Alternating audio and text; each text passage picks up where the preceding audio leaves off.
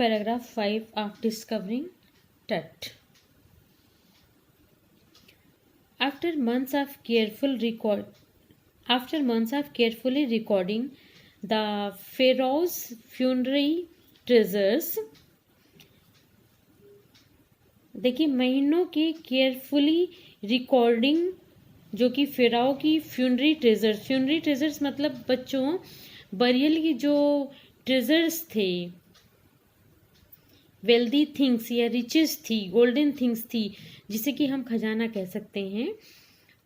After months of carefully recording the pharaohs funerary treasures means जो pharaoh के funerary treasures थे जिनसे कि टट की मम्मी घिरी हुई थी, वो फ्यूनरी ट्रेजर्स की केयरफुल रिकॉर्डिंग हुई. Carter began investigating his 3 nested coffins. बच्चों कार्टर ने देखिए फ्यूनरी ट्रेजर्स को रिकॉर्ड कैसे किया.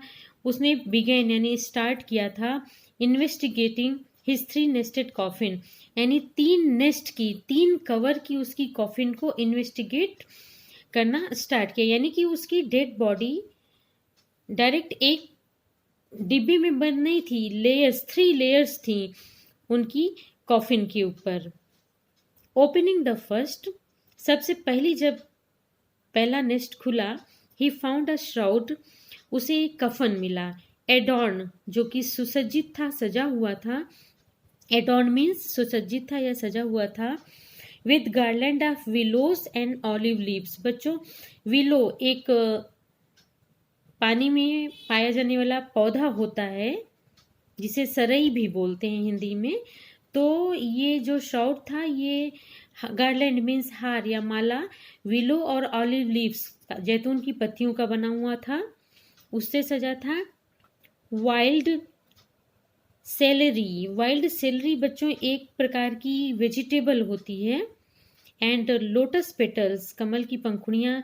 एंड कॉर्नफ्लावर, इन सब चीज़ों से वो श्राउड ढका हुआ था.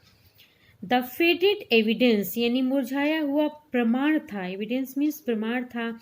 ऑफ ए बरियल इन मार्च और अप्रैल, यानी ये जो lotus petals, cornflour, willow and olive leaves, ये सब चीज़ों से बेटा श्राउड ढका था. वो एक एविडेंस था कि इसका बरियल, इनकी डेड बॉडी का बरियल मार्च या अप्रैल मंथ में हुआ था, क्योंकि उन महीनों में, इन दोनों महीनों में ये सारी चीज़ें अवेलेबल होती हैं.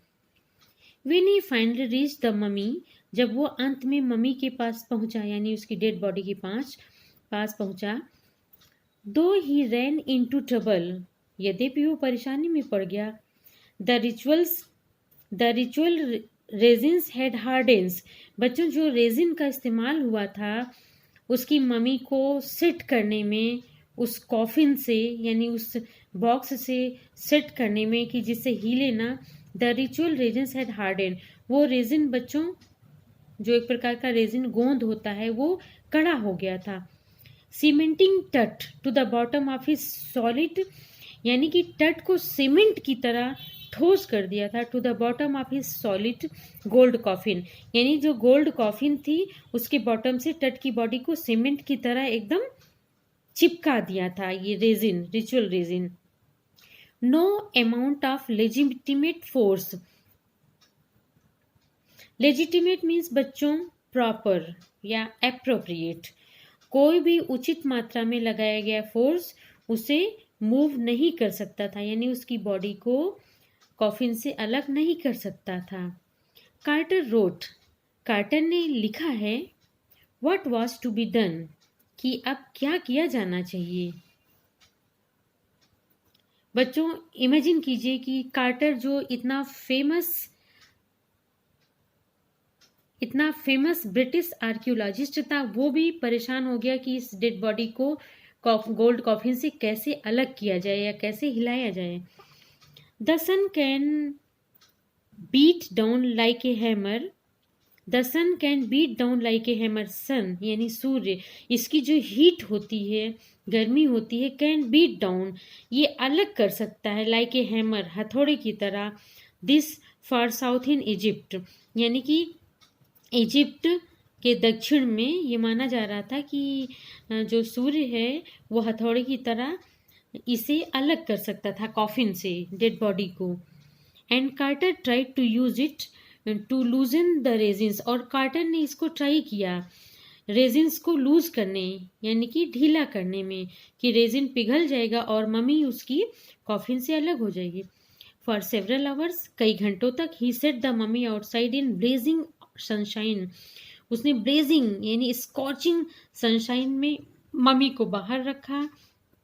That heated it to 149 degrees Fahrenheit, और मम्मी को इसने हीट किया 149 डिग्रीज ऑफ फ़ारेनहाइट में हीट किया। Nothing budged, budge means move करना, यानी कुछ हिला तक नहीं। He reported with scientific detachment, उसने साइंटिफिक डिटैचमेंट यानी अलगाव से, बेरुखी से रिपोर्ट किया यानी सूचना दी, that the consolidated material, consolidated means solidification जिसका हुआ है, ठोस जिसको बनाया गया, the consolidated material had to be chiselled away from the beneath. Chiselled means छेनी से तोड़ के दूर करना, चिजल मीन्स छेनी।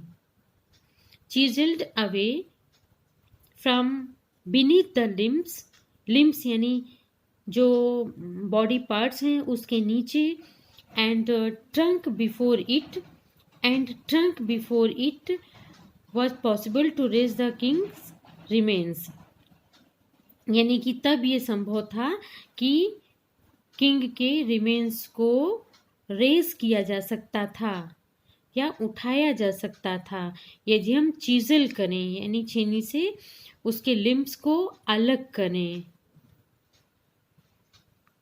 ये बात कार्टर ने परेशान होकर लिखी, जबकि सन हीट से भी उसे रेजिन को पिघलाया नहीं जा सका, तो उसने सोचा कि अब हम छेनी से इसके बॉडी पार्ट को अलग करेंगे, तब ये पॉसिबल है कि किंग्स के रिमेन्स को हम उठा सकें, रेज कर सकें।